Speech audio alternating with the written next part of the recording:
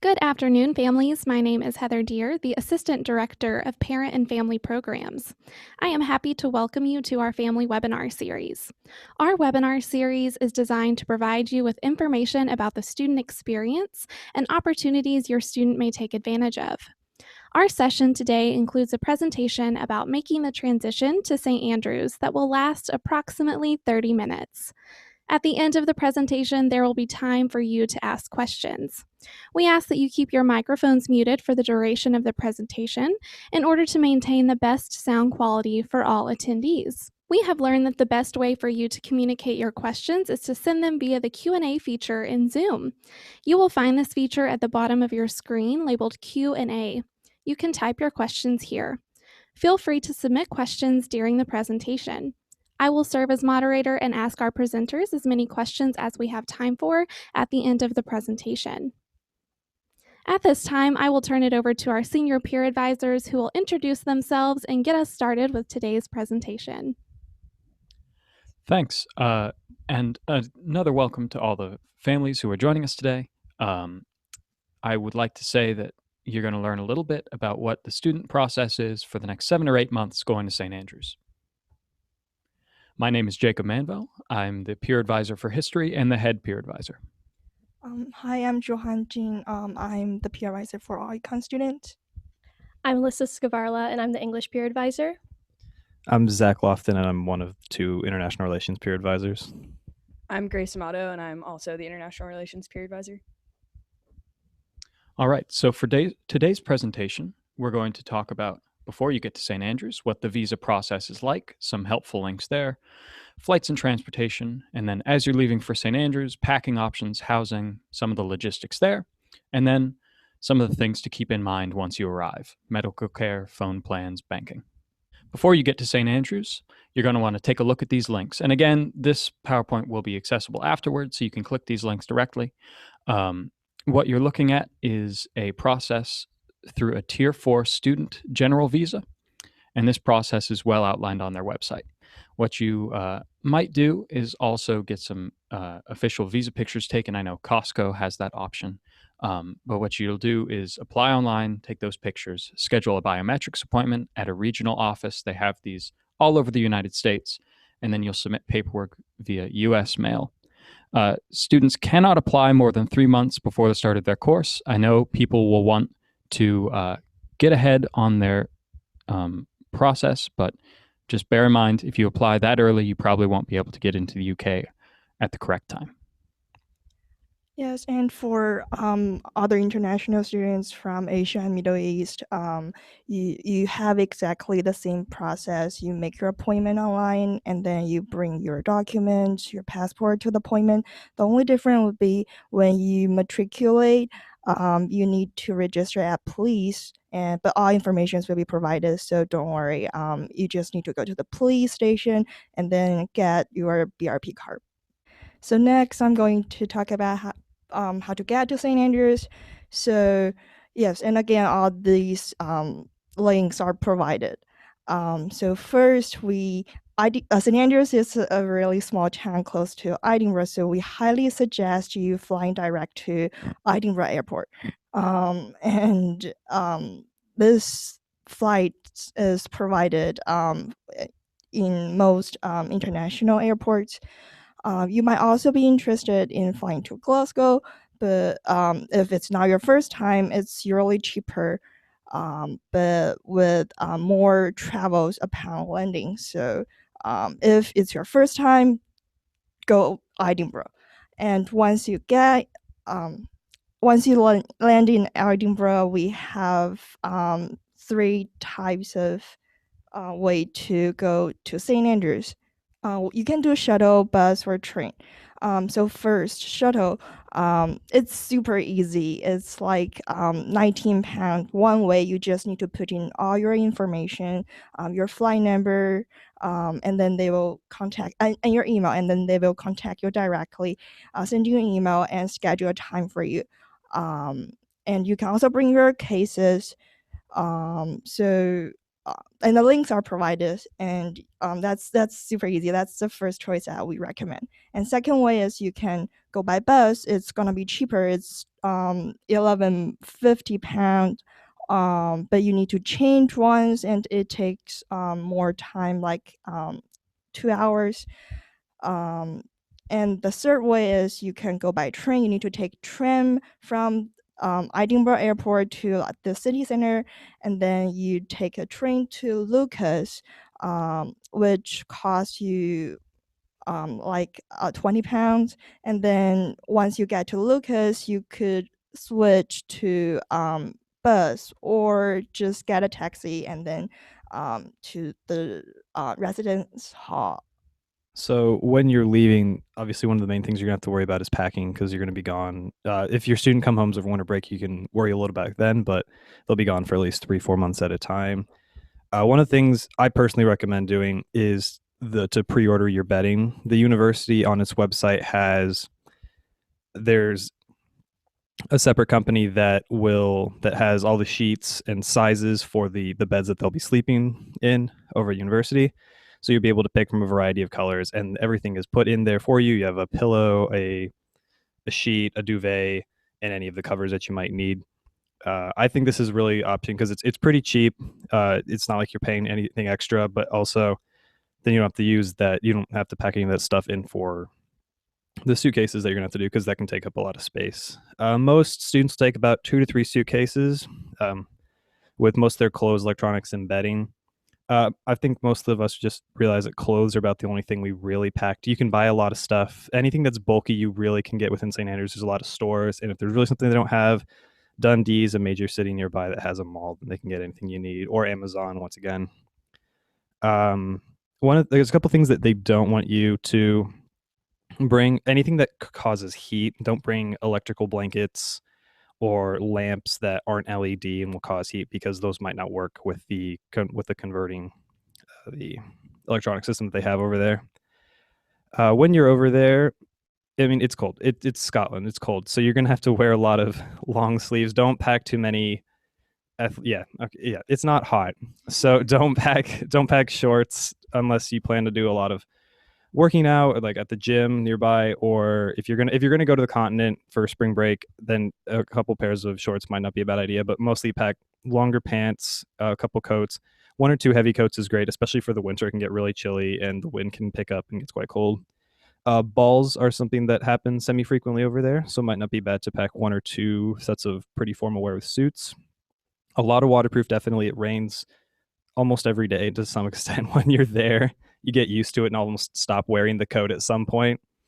Scarves are also great just because the wind can really start getting into and biting at you. So One of the best things about the program is that your students guaranteed housing at either universities for all 4 years. So going over, there would be no issue with them getting housing. The accommodation is much like it is over at William and Mary. There's a bunch of different sizes, a bunch of different subcultures within it, and I'm not going to get into all of them. You'll be able to access them and read more on them if you'd like. The basic thing to consider is the difference between a single and double.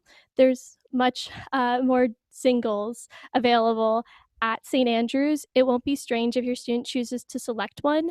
I personally did a double with someone I knew from the program, but whether you choose, they're both accessible, and it's much cheaper, not much cheaper, but it's substantially cheaper to do a double. There's also the options between catered and self-catered.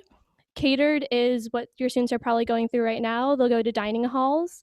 They'll have their meals provided for them, except on Friday and Saturday nights, where they'll be out on their own, which will give them a nice chance to sample some of the cuisine around St. Andrews. Fish and chips, curries, they have a lot of good options. And then self-catered, it's on your own completely. There's nothing like dining dollars, nothing like smaller amounts of meal swipes. You just have all on your own, but there's very accessible grocery stores around. There's Aldi, Morrison's, Tesco's, whatever your kid chooses to shop at. They'll be able to definitely serve themselves. And there's also, like I said, a lot of restaurants if that's more of their alley.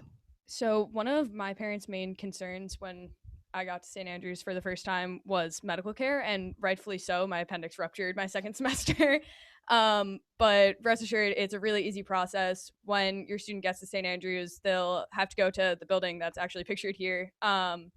And that's where they'll register for their classes and then also register for the general practitioner's office. Those are assigned alphabetically through the school. And then there's really no difference between either one. They provide the same accessibility. They're both equally close to campus. They're usually like a 10-15 minute walk or like a 3-minute taxi ride. It's necessary for all students, but through your visa process, you'll have already paid the healthcare coverage, so you don't need to worry about really any procedure. Again, I had full surgery and never saw a bill about it, never got contacted about it afterwards. Once you're there, one of the first things you're gonna have to do is go about setting up a bank. There are a few different banks in town: Royal Bank of Scotland, Barclays, and Bank of Scotland.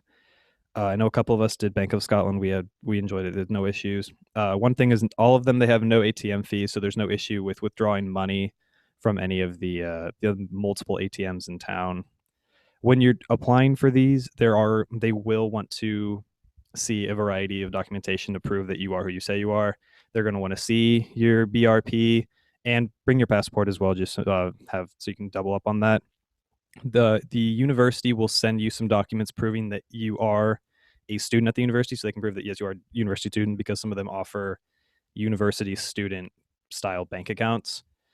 You're also going to have proof that you live at the specific university address that you have, and some of them might have extra requirements that you can find on their individual websites. There's really no difference between any of the three of them. I think Barclays has an agreement with Bank of America, so if you have a Bank of America account, that might be the best one to go through, but beyond that, not one of them is better than any of the others. So, as somebody who has both Bank of America and Barclays, the main highlight there was that I was still able to access my UK account from the US without having any withdrawal fees, which you usually have if you switch between countries. And then another like highlight that I would point out is that a lot of credit cards have a partnership with an airline that if you're spending like your spending fees abroad will count toward your airline mileage. So it's an easy way to double up on that. And you're going to have to get a bank account if you're going to want to have a phone plan while you're over there, which we highly recommend that you have to some capacity. If you're anything like my parents, you'll want to hear from me you'll want to hear from your students while they're abroad. And there's a lot of different options for your student to find a phone for themselves. It's highly recommended that you bring a phone that's unlocked for them to put a new SIM card in. You have different options, whether Vodafone, EE, and other shops in town will offer different options for plans. I personally did a pay as you go. So each month I would pay £15 for international calling, international text, which worked when I was doing my trips on the continent, and also works for going back or texting back home, of course. Other people had experiences with contracts, if people want to chime in about that. Yeah, Zach and I believe, did contracts, and they work very well. One of the drawbacks is that you're continuing to pay for it if you're on break in the winter or the summer. But for 1 month, I would have 8 gigabytes of data for about £15. It's you get more efficient use of data if you do a contract. The drawback, of course, is you're paying for it over break. So it's a good deal either way. We have different recommendations, different experiences, which kind of just attests to the fact that your student will have support, and whatever they do, there's options. Okay, well, we've come near the end of the presentation, and we'll start with question and answers. Once again, I would like to point out that we have helpful links in this PowerPoint. Both websites, the William & Mary website and the St. Andrews website, are both very helpful and very useful as resources. Once again, for all of this information, just hopping into Google is pretty useful. But with our experience, we're here to answer questions from the student side of things. Okay, thank you for that wonderful presentation. I've enjoyed learning about the process of making the transition to St. Andrews. We have a few questions already, and please continue submitting all of your questions. We have the peer advisors here for about 20 more minutes to answer any questions that you have, so feel free to ask us any of those questions. The first question is about dual citizenship. If a student holds American and German passports, do they still require a visa? So the process might have changed a little bit since the UK departure from the EU, but my understanding is that going forward, students with dual citizenship in Europe are going to need to have a visa, where UK citizens will not. But again, that's still kind of up in the air, and I would suggest going onto the website that we provided because they'll have more information for you. Thank you. The next question, is there any particular type of suitcase that is recommended or that you had good experiences with? I will say that traveling across the Atlantic is pretty tough on suitcases. I went through a couple, just hauling them back and forth, destroyed the wheels. The suitcases would fall to pieces. So if you were interested in investing in a stronger suitcase, that might be useful. But at the same time, you can get a couple of cheap ones for about the cost of one of the big ones. So, The biggest suitcase you can find. So we have a question about the attire, the formal attire that you all mentioned. How formal is it for a female identifying student? Would it be a long dress, little black dress, cocktail dress? I have worn my senior prom dress to a ball. But I have also worn just like a random dress I found in H&M, and it varies very much just depending on what your friends are doing and what vibe you guys are feeling for the night. But I think it varies a lot. Yeah, like Grace said, it can be all the way up to like prom dress attire, but you don't have to go all the way out. You can get a gauge of it as well and see what your friends are doing too. But it is, when we say formal, we don't mean just like a little like homecoming dance formal. We mean like very formal. Yeah, I only went to one ball, which I think is much less than everyone else here. But I wore like a regular gray suit.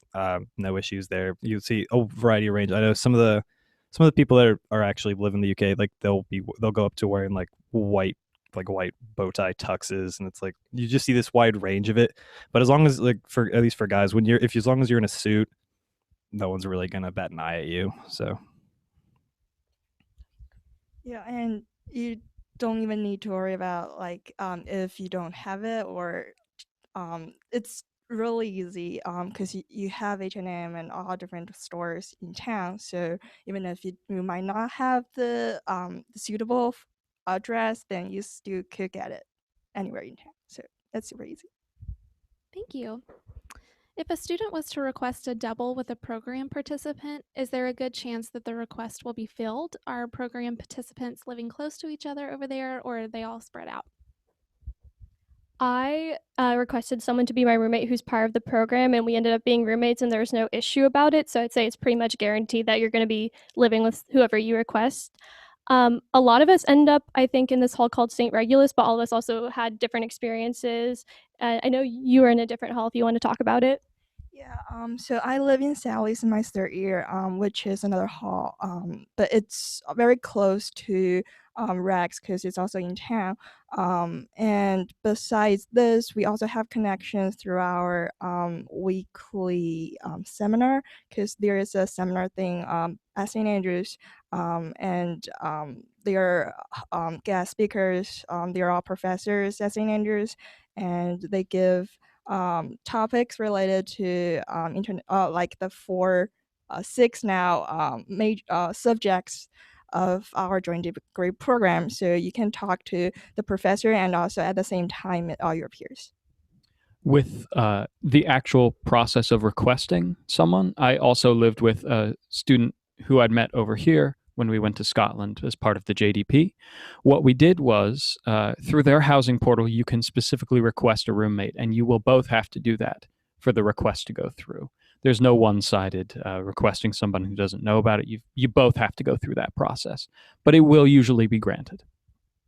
Yeah, and as Jacob just said, I don't think St. Andrews gets nearly as many roommate requests as William & Mary does, so I think they tend to be pretty lenient with allowing people to live with who they request to. Our next question is, when should parents and the student come for fall drop-off, and when should the parents withdraw from the scene? If you go onto Google and Google St. Andrews 2020-2021 schedule, it'll have on there all the their week 0, their orientation week, which I believe starts September 7th. And so they'll want you, it'll be best if you arrive a few days before that. Their individual dorms open up on that Saturday. So then you'll be able to move into their dorms and kind of get the feel for everything. Activities start happening around them too, so that the people who already live there and all the wardens will help create this environment to just instantly feel comfortable. The parents, they can probably stick around for that first weekend, but within the first couple days after that should probably leave, just to allow the student to have the opportunity. Orientation there is much less structured than it is here, but that allows for the student to have this feeling more of independence and being a bit more of a real adult to figure things out. So the sooner a parent allows them that opportunity, the sooner they'll be able to really immerse themselves into St. Andrews. Anybody else? There's also going to be a parent reception for the joint degree program on that Sunday night. So I think that's generally where parents start to leave, like the Monday morning after that. How long does it take to get the visa once paperwork is submitted? It doesn't take long. It takes, well, I can speak from personal experience, and this does vary a little bit depending on where you go through. But it took about a month and a half at most. There is a process by which you can expedite the visa, but that costs quite a bit of money. So it's not usually recommended, but if you're in a bind, that's the sort of thing that can be necessary. Generally speaking, if you start the process 3 months before you go over there, you'll definitely have the visa in time. It is important to note if you're coming from the US, though, you do need to send your passport to the State Department, and you will not have access to your passport for the time that they are processing your visa. So if you have plans to travel abroad, I would plan the visa process through that. Also, on the subject of visas, they recommend that your visa not expire until the end of your studies, just in case, because they want when you send your visa to them, they will put a distinct a visa sticker in it with your picture and all of your information into that specific passport. So make sure that your passport won't expire, because otherwise you'll have to do that whole process again, and it just becomes more of a hassle. Are there any changes due to Brexit that you are aware of or that families should be aware of? I think it will generally run the same way unless you are from continental Europe and there's a distinction there. But I think most of our students are American, and the process should function pretty much the same way. But there might be changes that we're obviously not going to know about yet because the whole process isn't finished yet. If anything, there might more be issues once the student is over there, and if they choose to go then travel to continental Europe, there might be more of a process to go about doing that as opposed to simply just taking a flight. But that shouldn't affect how you get over there initially, and they'll probably learn. That'll probably be discussed during their orientation week, since that's a new issue for all students. When do students make their housing decision? They apply for it in March, I believe, is around the time they should get an email when their St. Andrews email gets sent out saying the portal is now open, please do your application. And I think they're given about a month's time to do so, and then they will get their information back probably June-ish. It was when they'll get their information. How many breaks do you get during the academic year? For the first semester, you get Independent Learning Week, which is a whole week off in the middle of the semester. And during it, you're supposed to independently learn so you can catch up on work. But you could also go learning abroad. For example, I went to Amsterdam during that trip when I my junior year. And then for revision, or when it comes to final exams, your semester will end and you'll have a whole week off to study, which is very different than how it is at William & Mary, where we have a weekend to revise before going into exams properly. So during that week, usually people don't leave during then because you're in a tight grind for getting the marks you want to get. And then for second semester, you have an entire 2 weeks off for spring break, which is quite nice. I will say it's really nice. You get to do a lot more travel. So for that one, I was able to do Spain and Prague, also a little bit more of Scotland. So your student will have lots of opportunities if they just want to rest and explore Scotland, which is a beautiful country in its own right. But also if they want to get more of the continent or even further along, they're more than open to do that. And it's a nice reprieve from school, which is rather academically strenuous. In the spring, you also have 2 weeks off to study for finals. So people travel during that first week also. We have a question about phone unlocking. What does it mean to have an unlocked phone?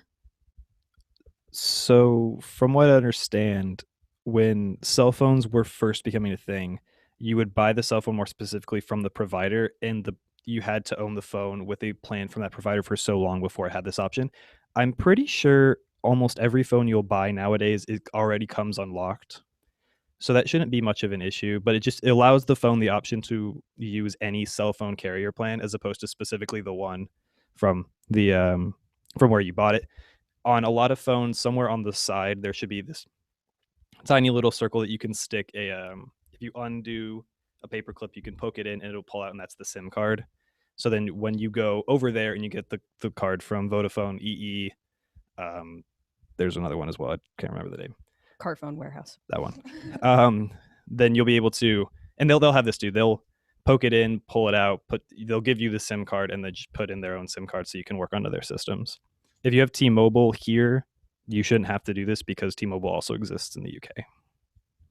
I don't know if it's changed in the last couple years, but when I was going over, I had to unlock my phone and there was a fee for it because you had to pay off the phone since I was in a payment plan with AT&T for my phone. So that could be quite pricey if you need to do that. We were able to get for not as high a price, but you need to make sure that maybe you want to consult with your phone company to see what are your rights to your phone and if they come unlocked or if you need to unlock them through the company.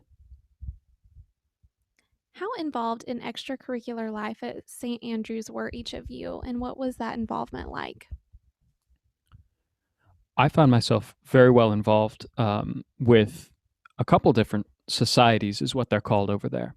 And as you go along these societies, you can really tell that they are the key to social life. As opposed to William and Mary, where you can very easily make friends with people maybe in your classes. Over there, it's organized much more securely around societies. So I was involved with a sports society, and I was also involved with the St. Regulus Hall Council in an auxiliary capacity. So I would say definitely during that first week, there's this thing called the Freshers Fair. It might actually be at the end of that first week. And this allows the freshmen, the freshers, to go around, meet all the different societies, see what you're interested in. I think there's a Democrats abroad, and I think there's an equivalent for the Republicans. There's all sorts of interesting things. The student population is very, diverse in the societies that it has. So take a look at those. They often have websites you can look at beforehand as well. What was the most challenging part of adjusting to St. Andrews? What is the best thing parents can do to help their student make those adjustments? So I started at St. Andrews as a freshman, and the biggest issue I had was it's a little more isolating than William and Mary. Like Jacob was saying, it's not the same classroom environment because your lectures are so large, so it's harder to meet people. But again, I think the Freshers Fair was very key to making friends, and it also helps that your dining hall is inside your residence hall, so everyone you live with is going to be eating meals together. For those of us who started over here our freshman year, when we all knew each other, we had the Wamsta classes together, so we all were familiar faces. But once we went over there, we all really latched on and actually became good friends and became our own social group, which then helped when the that lecture series that Johan talked about came along and just allowed us even more opportunities to hang out and see each other. But yeah, once again, the Freshers Fair, I didn't join any society sophomore year and was not thriving at all. So I highly recommend doing that. And I also found that St. Andrews, in St. Andrews, you have more your own time compared to here at Will and Mary. So time management is really a challenge. It was a challenging thing for me, but I think gradually after going to your first lectures and then get to know all your professors and the daily routine, and after the first month you gradually get used to your life in here. Is there anything you wish you had known before you left for St. Andrews? I think I wish somebody had told me that I will figure it out. I had a lot of angst about it because I was still 17 when I got there, so I couldn't open a bank account yet. I couldn't get a phone plan because I couldn't get a bank account, and I was very concerned about everything being so up in the air. And then by the time I left my third year, it was almost funny listening to the first years talk about all of their concerns, because I just knew from looking in retrospect, I was wow, it's so smooth, the process, and there's so much support between the joint degree program and the university itself. It was a much smoother process than I expected it to be. I think that becomes another thing. I know from time to time, everyone complains about whatever they're dealing with, and there are a lot more the support systems might not be as openly said, be like, this is where we are, but there are a lot of systems that you can go and groups you can go to for help with any issue that you're having at school. So as long as you just look it up or ask anybody, and like ask any of the wards in the hall, and they'll know, they'll have the right place to send you for whatever issue you're having. Can you comment on the food quality in catered housing? I'm not gonna lie, it's still catered food. The food you at William Mary has like its pros and cons. I think that's just found across the board. And at St. Andrews, I've had some really good meals and I've had some not so good meals. In most halls, though, there will be a salad bar and a sandwich bar, and there's many different options, especially for gluten intolerant people, people with allergies. So you have those included, which is really helpful considering there seems to be a lot more allergies over there for some reason. I don't know why, but the food options definitely like are sustainable. There'll be good moments, there'll be bad moments, and your kid, if they had enough of it, they'll have so many resources for other food if they want. The meal structure is a little bit different over there. Each meal has an hour-long block in the hall that you can eat. But with that, the classes are scheduled around that, so you'll always have time to get back to your hall for that meal. And even if you might not make it, you can still sign up a sheet and then ask for the lunch bag or dinner bag. And we keep talking about meals and halls, as opposed to William Mary, where there's a central dining hall that you actually go to. Each housing building residence hall has its own dining hall. You're only allowed to eat at the one that you live at. So that's where the time slots are just about the same for every single one of them, but you have to, especially the first week, they're going to make you show your ID and prove that you live at that specific hall. And eventually they'll get to know your faces, but if you show up to another hall, you're going to have to pay money to eat there. So just know that you have to eat where you live. Did you find many international students in St. Andrews?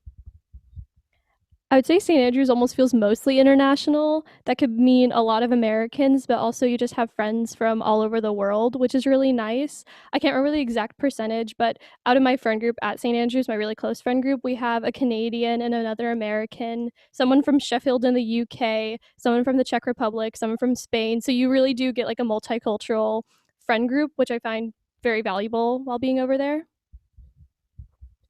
Right, exactly. And also, I remember in my first year, the accommodation system put me into a flat with two Scot, three girls from Scotland and another girl from Singapore. So we really bonded with each other, and it's a really nice experience living with all my international friends. So yeah, I would say there are a lot like international students over there, and the school consider your background as well, so that they will keep you, make you sure that you can fit into St. Andrews. I just want to add that it's even though it's a tiny town, it's really well sourced and well connected all around the world. You meet people from all over the place. I had someone in my hall my second year when I was first over there, and she lived one like town over from me back in California. So it really is just people from all over the place. It's an 8,000 school population or so, and you have people from all over the world. Can you speak to the difference in academic rigor, thinking study time, grades, professors between St. Andrews and William and Mary? I will say that the structure of academics is very different over there. Over here, you'll take 5 classes, and at St. Andrews, for your first year, your sub-honors year, you'll take 3 classes. And depending on what you do in your honors, whether you're doing economics or a different degree, you'll take either 2 or 3 classes. And these classes are naturally, they will have more credit hours apiece. I think that the academics are different in terms of emphasis, what they want you to do, what they will expect of you. But I will say that the difficulty level is about the same. It's not more or less difficult, it's just different. What advice would you give to families who has a student that may be struggling while they're at St. Andrews in some capacity? So I had really bad anxiety the first year over there, and would call my mom constantly saying, I don't know what I'm doing. I don't know if I want to do this program. It's very overwhelming. And I think the most reassuring thing my family said for me was, it's just 1 year. It's just an experience. You're going to appreciate it in the long run, even if it seems hard right now. It's definitely hard as a parent and as a friend to see somebody struggling that far away.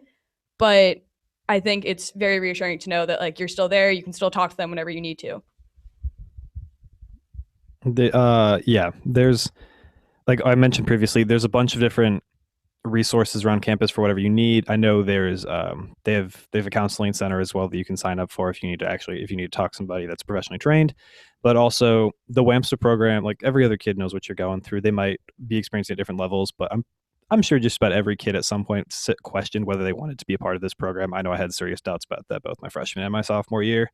But having done my third year and now being almost done, I wouldn't have traded it for anything. So I'm really glad that I persevered and was able to just kind of latch on to the people in the program around me and just friends in general to really help me through it. How has the internship experience been for JDP students? Do you have access to opportunities in the UK and elsewhere? And this will be our last question. So I had an internship last summer and I applied through the St. Andrews Career Center. It was really awesome experience, and my manager told me that the greater thing that he saw in me is my adjustment capacity, which I think should really comes from this awesome program, because during my back and forth movings, I learned how to adjust and readjust to the two unis, and I feel like that's really what the firms want from you. So if you could emphasize that, then you got really pretty much chance to get into the intern. Okay, thank you so much for joining us today. This was a lot of valuable information, and we thank our peer advisors for spending their lunchtime with us. If you have any additional questions, feel free to email families@wm.edu, and we can direct those questions to the appropriate place. Again, this is going to be recorded and posted on our website afterwards, as well as the slides of this presentation. Thank you again for joining us, and have a wonderful day.